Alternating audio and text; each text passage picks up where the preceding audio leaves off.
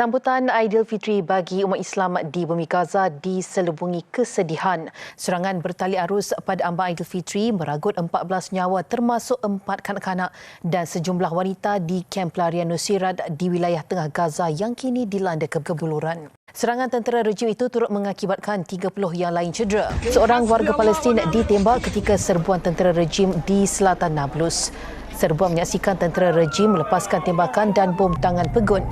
Beberapa lokasi lain menjadi sasaran tentera Israel. Keganasan di Gaza itu dikupas dalam khutbah Aidilfitri di Masjid Negara.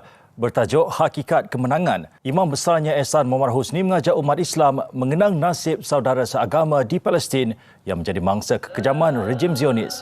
Khutbah itu turut mendoakan semoga Allah memberikan penduduk Palestin kesabaran, kemenangan dan kebahagiaan di tanah air sendiri. 3 putra dan 3 cucu dari pemimpin Hamas Ismail Haniyeh dikabarkan tewas dalam serangan udara yang dilakukan pasukan Israel. Diketahui serangan itu dilakukan tepat di Hari Raya Idul Fitri pada Rabu 10 April 2024. Dikutip dari Tribun News, IDF mengonfirmasi bahwa pesawat IAF merekalah yang menewaskan anak cucu Haniyeh. Diketahui serangan IDF itu menghancurkan mobil yang ditumpangi oleh Amir Haniyeh, Muhammad Haniyeh, Hazem Haniyeh, serta cucu-cucu pimpinan Hamas tersebut. Insiden itu terjadi di Camp Al-Shati di pantai sebelah barat kota Gaza. Dikabarkan anggota keluarga Haniyeh itu sedang dalam perjalanan untuk mengunjungi saudara mereka dan merayakan Idul Fitri. Kabar pilu itu pun sampai ke telinga Ismail Haniyeh saat dirinya mengunjungi warga Gaza yang dirawat di Doha, Qatar. Meski mendapati anggota keluarganya tewas terbunuh, Haniyeh justru bersyukur. Ia bersyukur atas kehormatan yang dianugerahkan Tuhan melalui kemartiran anak dan cucunya.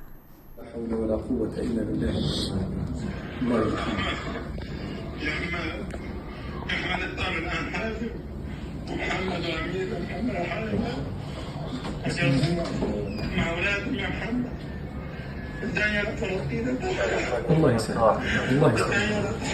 الله يسهل عليهم الله يسهل عليهم يعني ان شاء الله ربنا يسهل يلا ليش كمل ربنا يسهل ان شاء الله ربنا يرزقك ان شاء الله.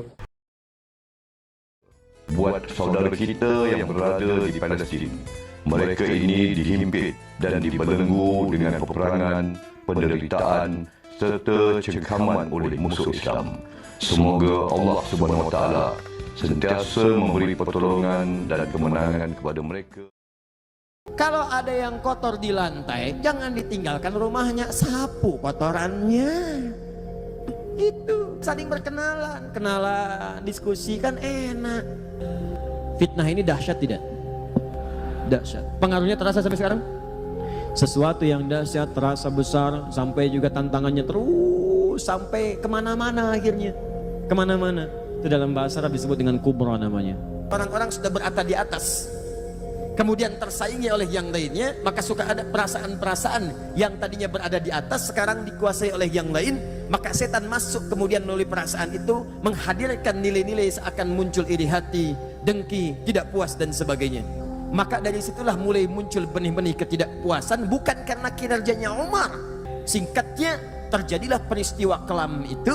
Umar kemudian sedang menunaikan sholat, sudah ditunggu oleh seorang budak yang bersembunyi dalam satu masjid.